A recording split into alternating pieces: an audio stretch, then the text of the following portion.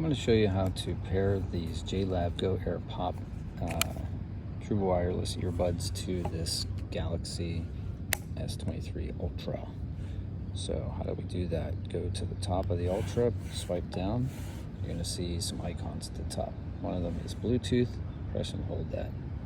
Now it's going to automatically start searching for Bluetooth devices if this is on, right? So see this little slider here?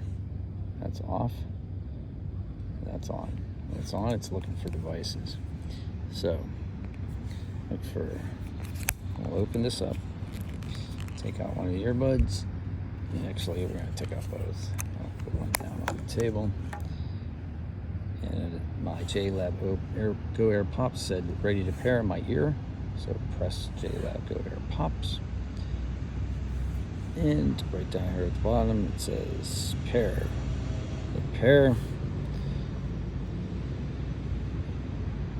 You see the Bluetooth sign there, it goes up, and now it says it's connected for calls and audio, and it has 100% battery remaining. If you have any questions about how to do this, put it in the comments below. If this helped you at all, please smash like, and I will see you on the next one if you subscribe to the channel. Take care. Have a great day. May the force be with you.